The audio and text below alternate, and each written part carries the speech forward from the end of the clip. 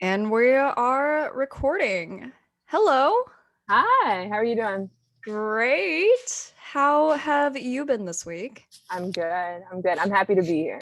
Yeah, I'm happy to be back and talking with you about our lovely book. I'm still trying to fix the volume thing on this, so hopefully the mic will work.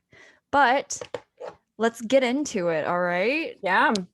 So, what did you think? First thoughts. First thoughts. Let's go. Man, I loved that he talked about this. I mean, the first thing I think about is OJ Simpson, which is like the first thing he talked about, and how people were so happy, or specifically in his community, Black people were so happy that he was found innocent. And it's not Mhm. necessarily that they thought he was innocent, they were just glad that the criminal justice system didn't get another Black man. I thought that was really interesting, and that just sets the tone for how incredible this chapter was to me. Yeah. Oh my gosh. Like were we even born when OJ was a thing? I Because he's still 1995, so alive. He's still alive. he is. Um, OJ is definitely still alive. It was 95, so I Yeah. was a baby. I was not born yet.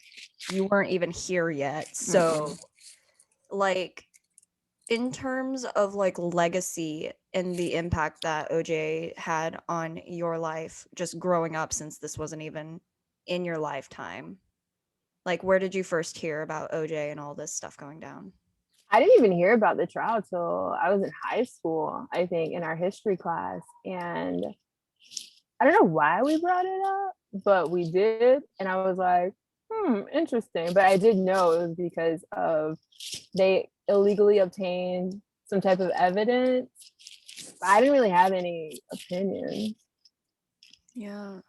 I remember the first time I ever heard about OJ was my dad recounting it to me for some reason. And he said that he was actually visiting my high school and they had the news and the verdict being read over all of the high school TVs. And he recounts this one Black student just silently like crying in the back because like there was a my high school was a white majority high school. I want to say at least 85% white. It was 75 last I checked, but I don't know Mm-hmm. how things have gone. Maybe it's gotten more diverse, maybe it's gone the opposite way. Yeah. But my dad talked about that the one Black student in the back of the classroom, just tears streaming down his face and him kind of silently celebrating quietly by himself because all the rest of the students in there were white. Mm-hmm. And so, like, I don't know. That's how I heard about it. Mm-hmm. So, starts off with OJ. And what did you think about it going further into it once it got into the coming to America reference? Yes. I was appalled. Okay, so for the people who have not read, he talks about how he had a classmate and friend from Ghana. And so him and his friends would make fun of the friend from Ghana and say, coming to America type jokes, make fun of like the civilization of Ghana. And I was just like the things they said, I was like my jaw dropped. It was appalling. But I just think about being a kid and how you just don't understand. I get it now. I Yeah. understand all the racism and all the problems with the jokes that they were saying. But as a kid, I wouldn't expect a kid to understand why that is so deeply hurtful. Yeah. Yeah. Like whenever I was a kid or I was a kid and I would make orphan jokes and adoption jokes in the context of American adoption, but even though I'm an international adoptee, like the trauma that is the American foster care system Yeah. is very palatable. And so I would just make a funny adoption joke, even though I'm adopted. And people would laugh. But I did know some domestic adoptees growing up, and I can't even imagine what they thought of me Mm-hmm. making those jokes now. I'd actually probably like to call a few of them up and just be like, yo, I'm sorry I was an idiot 11-year-old. Mm-hmm. Yeah, and just wondering like what kind of imprint that made. Yeah, Yeah, I exactly. totally get that. I do appreciate him being so honest and like you being so honest and just talking about the growth, because I think that that is so important. It's so refreshing every time I hear a YouTuber or a podcaster say, like, this is what I thought, but this is no longer my truth. Like, that is not it. I just think growth is so powerful. Yeah, especially on digital platforms where we see like everyday life happening and people moving on with their lives, growing and seeing that progression as like it's happening in real time, but also the ability to kind of go back in time and see like some of their earlier posts, some of their earlier works, and them being like, oh shoot, yeah, that was not okay. Mm-hmm. So I really do appreciate that kind of candor and that kind of um, humility, really, from the people that do it. Some people double down, but like, Mm-hmm. some people double down and it's like, I was a dumb kid. Everyone was a dumb kid. Like, that's not an apology, but okay, we hear what you're saying. That's doubling down, that's projecting, that's digging your heels in and you're going Mm-hmm. the wrong direction. Sometimes we just got to eat our pride. Yeah, yeah, Yeah. that's a real lesson. Being able to say I was wrong. Yeah. So like whenever he talks about ethnic racism, Mm-hmm. like so my context in ethnic racism is ethnically like in my upbringing I was brought up culturally white, so making fun of Asians actually was a joke that I could and did perpetuate because I did not think of myself as Asian. Yeah. Like I would say the offensive accents, I would play chopsticks on the piano. It was really appalling now that I think about it. Mm-hmm. Like, what did you think whenever he talked about the kind of infighting, I guess, is how I would describe it among the different ethnicities of Black people? Yeah, I had no idea that the relationship between West Indies specifically and African Americans was so toxic. I think is the word. It was just so divisive. I had no idea. I did know that in terms of like Africans and African Americans, that what I heard was that Africans were not fans of African Americans for various reasons. And I remember in college, for some reason, we were talking about ethnicity and in a Spanish class, nonetheless. Mhm. And one of my classmates was like, yeah, no, African, like people from Africa, people in Africa are not fans of African Americans for, I think they said that they don't think of us, I think my classmate said that we're not thought of as African, like true Africans. And so that's what I've always thought of. That's what came to my mind when I was reading this. But I had no idea specifically with West Indies and African Americans that that community was so tarnished, or that relationship was so tarnished. I had no clue either. I always just placed it in my mind as immigrant versus non-immigrant, Mm. or like Gen Zero versus like second generation immigrant. Whenever it came to the specific instances mentioned in the book, because like I don't really have a I don't have any experience or anything to draw from just because of my lack of upbringing in Black spaces. Like I Mm. did not Black people did not occupy the spaces that I was brought up in, so I just didn't have any exposure to this. Yeah. So that's where I'm coming from into this Yeah. chapter. And then I'm from South Carolina, where I am specifically. There are not a lot of people from the West Indies. So, same. Did y'all have a big immigrant community where you came from?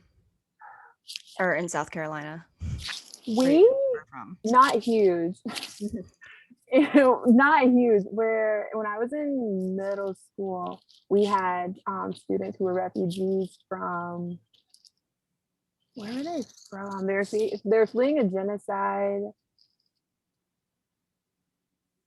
in from a country in Africa, and I cannot believe I cannot think of the name of it right now. But that was like it. We don't. that I know of from Mm. my experience have a huge immigration population.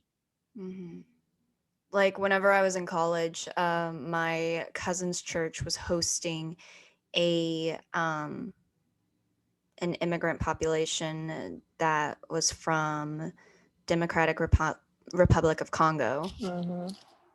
um, and some of them were also from Uganda as well. I think they were from like close to where the border is, which those borders were totally drawn up by Europe. Mm-hmm. Yep, always remembering that. And I remember you're going to laugh at this. So I took Swahili in college, Ooh. like Hakuna Matata, like straight up Swahili. Mm-hmm. I feel so awkward now thinking that I did that because I'm trying to remember if there were black people in my Swahili class too. Mm-hmm. That's something interesting for Yeah. sure. But anyways, the the students in that church retreat that weekend, they did speak Swahili. And I remember going and trying and talking with them, and I was like, "Oh, this is bad." Um, but I remember they also just from my observations, they mostly kept to themselves, and that could basically be just, these are teenagers and they're immigrants, so that could just be that, or I don't know. I could have been witnessing some ethnic divide between them as well as the other African American students. Yeah. Yeah, it makes me wonder. Yeah. Yeah. Because it could be either. It could be, or it could be both at the same time. That's very true. Yeah, And holding then space. go Yeah, ahead. no, just holding space for both of those. You go ahead. Yeah.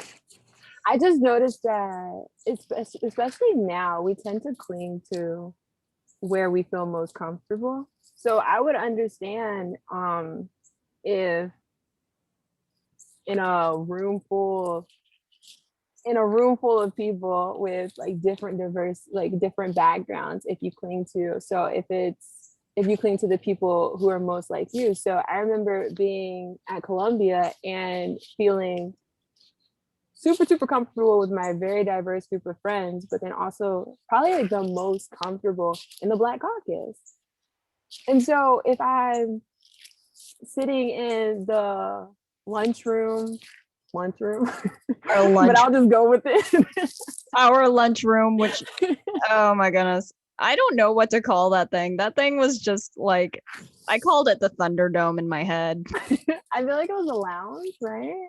It was a lounge. It was a lunchroom. People studied in there. People talked in there. People met with professors in there. It was a weird space. Yeah, it was kind of a little bit of everything.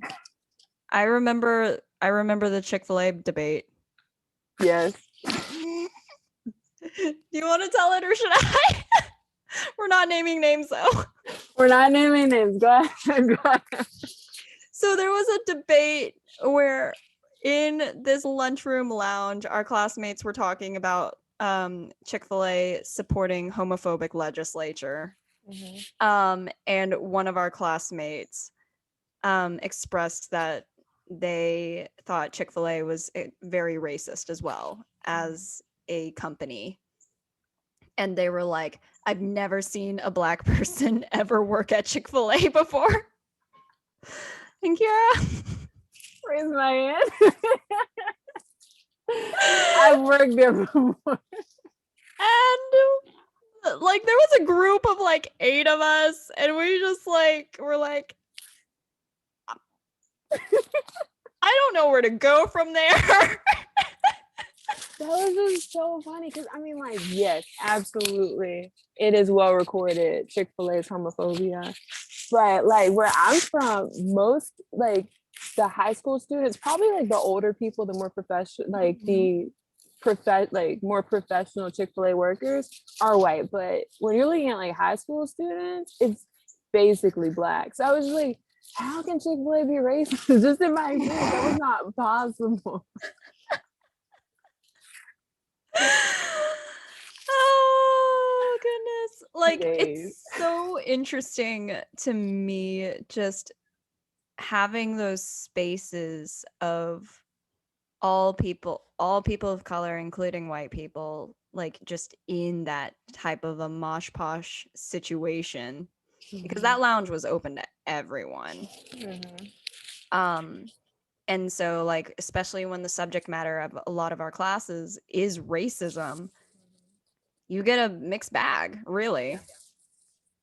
Like everyone is in their different parts of their journeys in becoming anti-racist and decolonizing their own minds. And so that's why I consider it a thunderdome basically, because we're all just in there and it's just kind of ah. Yeah. And then just like the reason I bring up the lounge is if it's like a diverse group of people in the lounge, and if there's like a table of black people, maybe from the Black Caucus, and there's like a table of my friends, maybe from my class, sometimes I'm gonna choose to sit with the Black Caucus just because, like, at that moment, maybe I'm gonna want to feel a little more comfortable, a little more at home with people who understand my background. And so I would understand if that was the case for um were they mission workers that you were talking about?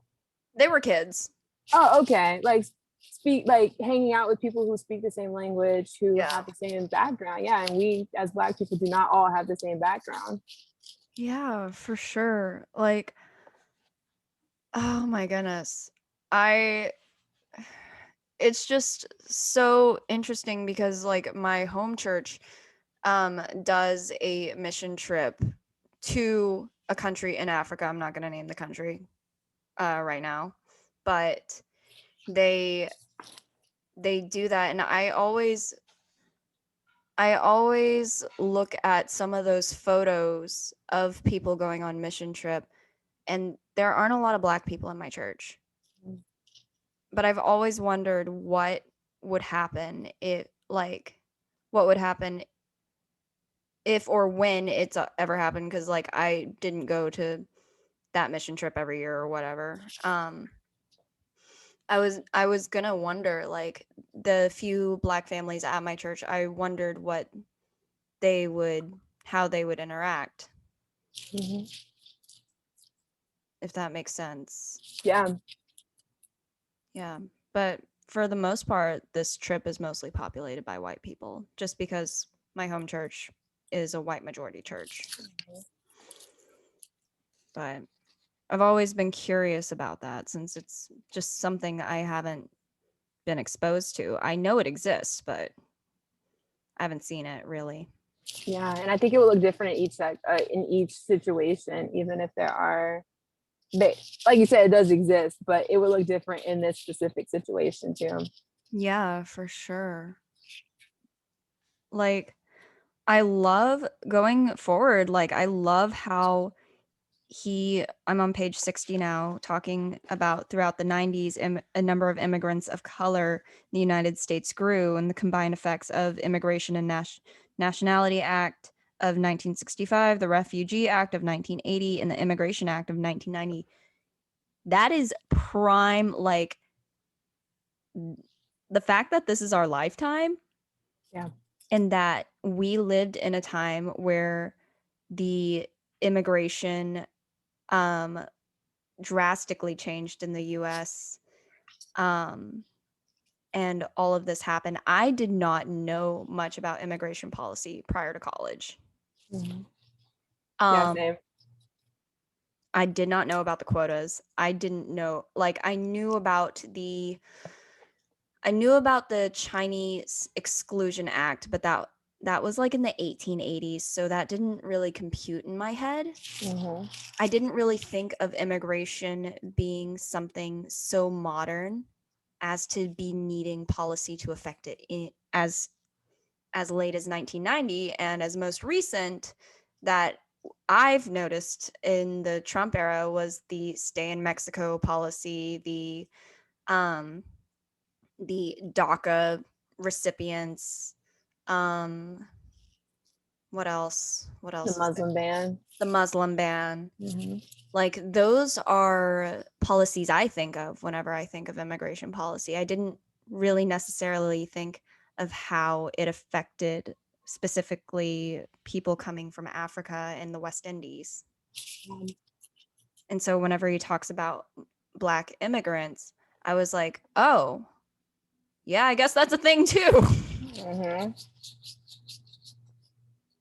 Because that just didn't exist in like our adult lives. Like I remember in 2014 we were in college and seeing like the trains of immigrants coming from Central America. That's the biggest immigration idea in my head. Yeah. So what did you think whenever it looked at specifically he mentions Haitian immigrants from the West Indian community, and also Uh, what other specifics does he mention? I think he just mostly hits on the West Indies, right? Yeah. Um, his story really stuck out to me when he was talking about how he hung out with the kids all the time, but didn't necessarily feel like family, Mm-hmm. which was so interesting to me because in my experience, it's if you hang out with kids all the time, you just feel a part of the family. So it's very interesting he was able to separate them and say, I hung out with the kids all the time, I ate there all the time, but I still didn't feel like family. Because to me, it would be intuitive. It would just flow into that. So the fact that they intentionally put up that barrier for whatever reason was very interesting to me. It did stick out. Like, I mean, people put up boundaries and barriers for all sorts of reasons, out of self-preservation, out of like past traumas. But at the same time, whenever I was reading, this is a child. Mm-hmm. They were being wary against a child, but also at the same time, like I know for a fact people are racist against children. Yeah. Like they treat children differently based on their race, even though the child developmentally can't really comprehend much of that based on their life stage. But like I found that very, very interesting. Um, but they might also not have realized that they were doing it. Yeah.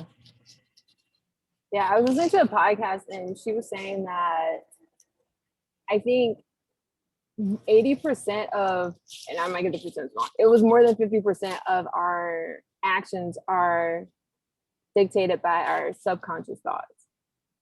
So we're not even aware of these thoughts, and they're dictating 80% of what we're doing. So absolutely, you are, I think, on the nose. It could absolutely have been unintentional. Yeah, whenever we talk about implicit bias and like internalized racism, like what I had mentioned before about my own journey is talking about like making racist jokes against Chinese people and then looking at a mirror and being like, "Oh wait." Yeah. So like that was 100% subconscious because no one like goes around holding a mirror being like, "This is what I look like. This is the color of my skin. This is my facial features." Mm-hmm. So Yeah. I often forgot that I was Chinese many Yeah. times. Wow. And then for me, it was just like what he said in the beginning, trying to separate myself from what I thought I needed to be separated from in terms of the Black community. Yeah, for sure. Like, it's just, I just think that it's so interesting. And then he goes into talking about the age old question that I feel like everyone, maybe except white people, has always gotten the where are you from? Mm-hmm. So, Kiara, where are you from? That question makes me. I remember seeing a tweet about how I think some white person was saying something about how something about their DNA and like their results and maybe they were like very mixed. And then somebody was like, wow. So, like a Black person replied and they were like, wow, I don't know anything, because they were from that African diaspora, like children of slaves. And so they were like, isn't slavery the worst? And it's like, that's how I always think about it, because like I could know, I did the DNA test, and that tells you, like, it tells me like the West Coast. But I mean, even that, like if you think about Africa and the different cultures within each country, and like the different tribes, and just like all the different cultural differences that I will never know. And so, like, to answer, I really can't, well, I can say I'm from Columbia, South Carolina, because Yeah. that's where I grew up, Yeah. and Like that's I'm where my from Texas. family is. Yeah. But I don't know, I can't tell you that ancestral background, which is a shame and heartbreaking and disappointing. Yeah. Like I know that with DNA testing companies, the Families with Children from China organization that I'm on the adoptee board for, we did a series on DNA testing, and for like adoptees, like one of the biggest struggles for us is not knowing that cultural ethnic heritage that we come from. And so maybe testing our DNA might give us some semblance of an answer. But here's the thing, these DNA companies, guess who they cater to more? Yeah. White European ancestry. Mm-hmm. And so a lot of the people that I would talk to who have done the DNA test, they just said, my results came back, said China. Yeah. I was like, that's like 3 billion people. That's a pretty big land mass. Did it Yeah. say anything else? And they were like, China. Mm-mm. Like, thanks, that narrows it down so much. So Yeah. like in my thoughts, I don't know if these companies are willing to go and invest the time to actually break down these specific regions for people of color.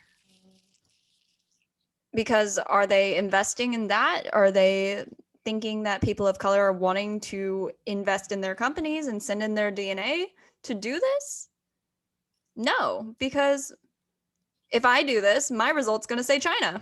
Yeah. It's not going to tell me anything I didn't already know about myself. Mm-hmm. And like my mom's super into like ancestry and like our roots and where did my family immigrate from originally in Europe. Um and so like they're Scottish Welsh. So um yeah, that's just my thoughts on the whole DNA testing type thing and the whole where are you really from Yeah. question. That's a very racist question. Uh I mean, specifically in this context, because they asked him, right? yeah. Yeah, they Yeah. asked him where he's from. And I think it's because of his name. Like, that's what I think. He Mm, didn't say that. And so they're like, no, but where are you really from? Because he didn't give them a satisfactory answer. And like so I feel like, you know, this is a white person asking. exactly. I feel like the only person that wouldn't be offended on asking where are you from is a white person. Mhm. Because for some reason I think white people just historically globally speaking are are socialized to be proud of their colonizing tendencies and their ancestries of colonization. Like saying, oh, I'm from the UK, like my family ancestry, my adoptive family ancestry, not mine, obviously, is from the UK. And I'm like, they were land owning white people in the 1800s. I'm not even going to delve further into that. People Yeah. can just use context clues. And I don't know. I'm like low key scared to ask. Yeah. And it's terrifying knowing that my family has had land for X amount of years, and definitely during a very horrifying time. Mhm. Yeah, it reminds me, I mean, this is going to go into fiction, but one of my favorite shows right now is Rizzoli and Al's. And one of their episodes, it was talking about privilege and like families with, it's based in Boston. And so they're talking about families whose ancestors helped build up the community, right? And so this is like a very privileged family that they're going into. And so one of the guys, so it's like two white women, and then one of the detectives is a black man. And so they were talking about, yeah, they've had all of these riches for generations and generations. And he was like, yeah, because they sold slaves. And they were like, and then one of the detectives were like, oh, they must have forgotten that in history. But I mean, to me, even somebody saying that in the show really meant a lot. Hmm. Because, like, I feel like people also just really minimize that history and that very painful and horrifying thing, that it wasn't only a US problem. It was a global problem. It was Uh-huh. global. Like, yeah, the US was like literally the last people to stop it, Mm-hmm. which that's a problem. That's a US specific problem. Yeah. But all of these different countries in Europe had colonies. Mm-hmm. The age of imperialism, even when slavery was outlawed, they still tried to colonize other places. Mm-hmm. So I feel like people really don't pay attention, or they really want to like get get over it very quickly, because if I've learned anything from whiteness, is that whiteness wants to protect like save face for whiteness. Yeah. I don't know. I just That's just always been so fascinating to me. And I don't know if have you ever seen that episode of The Office where Andy says, "Hey, guess what, guys? I did a DNA test and I'm related to Michelle Obama." And they were like, Oh, and he was like, "Why isn't that cool, guys?" And they were like, "Andy." oh. And then he's like crying in the corner over there, going like, "Mom, did our ancestors own slaves?" Yeah, yeah. Yeah. How it's written into a comedy. Yeah. Like, I I don't know. The Office had many cringy aspects of it, but like it also made me wonder if we as a society really take in the weight of these actions and these events that happened. Yeah. Yeah. And trying to breeze over it, definitely like you're saying, with comedy is, yeah, like you said, I think cringe is a good word. I watched one episode of The Office, not that one, but it had something to do with race, and I like was, I'm good. You just feel slimy. You feel like the equivalence of like, you know, that feeling after you've been at the beach all day and you just have like sunblock that's just been sweated into your skin. Mm-hmm. I feel like that on the inside. Mm. Just that Yeah. grimy, slimy, greasy. Yeah. I Uh, think that's a good way to describe it. like, my gosh. Um, yeah, and then I feel like this entire chapter was really felt it felt very personal. Mhm. Because it had a couple of little bits of history in there and context, but mostly it was anecdotes from his life Yeah. and from his own experiences. What did you think about that final story while he was a professor with the students? I thought, I'm so glad I'm reading this book. I was just amazed that he could make those connections so quickly. So the student is talking about how Black Americans need to do more because they rely on welfare and are lazy. And so he calls the student, and he just breaks it down to, okay, so where do, because the student was from Ghana. So where do the stereotypes of Ghanaians come from? Okay, where do you think the stereotypes of Black Americans come from? And the students got it. And to me, that was very social work. Like, he didn't outright say it. Yeah. He let him come to his own conclusion, which I was like, man, this is the type of problem solving I want to be able to do in the moment. I thought the way he responded, that was remarkable, especially him being African American. Like, he could have easily been very offended by what he said, and maybe he was, but he responded very well. I know, right? I have definitely not been willing to educate in those moments, and that might also have been because of the role he was in as an Yeah. educator. But I was actually writing a bit the other day about like I can't remember what I specifically said, but it was like, do you think that um, that people of color ever get tired of being educators because it feels like the responsibility should not be on people of color Yeah. because we're the ones that experience the racism. Why are we the ones that have to re-traumatize ourselves to teach white people about it? Yeah. I And remember seeing a post on social media. Oh, sorry to cut you off. no, you're good. You're good. Keep going. And it was talking about From Balanced Black Girl, my favorite podcast. I feel like I'm gonna mention them every single episode. Everyone go listen to it. I'm kind of in a podcast hiatus right now, but I will put it on my list. It is wonderful. And it was a post on Instagram, and she was saying, somebody, maybe a black girl, because Balanced Black Girl is talking about how she doesn't have time to take care of herself, and she doesn't have time to like really do the self-care. But then what is the word?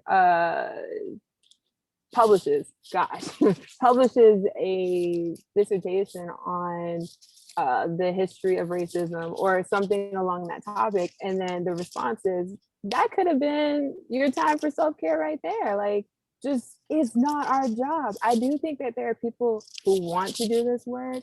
I was actually really excited that you brought up this podcast because I really wanted to learn how to talk about race in different settings, but of course we shouldn't have to. So there are people who are out there doing the work saying, this is racism, that was a microaggression, that was racist. And there are people who are like, that's not my job. I'm not feeling that. Yeah, like did you see, by the way, Robin DiAngelo just published a new book? I did not.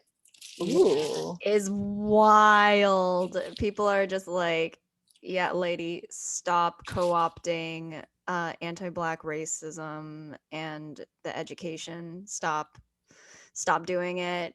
Stop making 30K per speaking engagement Wow. for this Wow. because you basically took everything black people taught you and you put it in a book and now you're the one making the money. Which some people just don't learn. Or they're empty-hearted capitalists. I don't know. Yeah. Maybe it's both. It feels right. I like to give people the benefit of the doubt. But at some point, if someone just keeps doing things and people have called them out on it, they've taught them, they've tried to be patient with them, but they just keep doing it.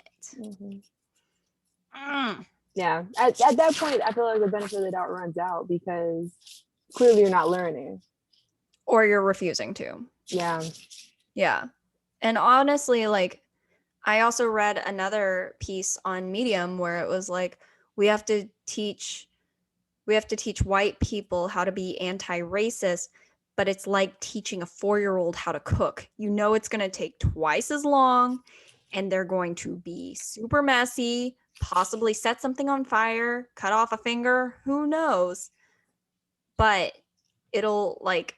but you still do it because it will engage with them, and you still engage with them because it'll make them better in the long run. And I'm like, okay, yeah, that's a 4-year-old cooking, but these are grown adults.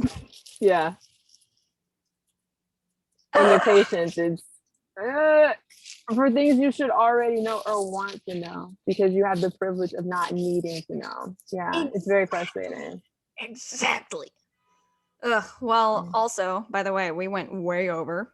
Oh no. My alarm went off for 30 minutes, but the conversation was flowing so great. So I'm going to go ahead and wrap this one up. Any last remarks, rants, or questions, or anything before we get into chapter 6, which is body? I'm good. Alrighty. I will see you next week then. Yeah. All right. Bye.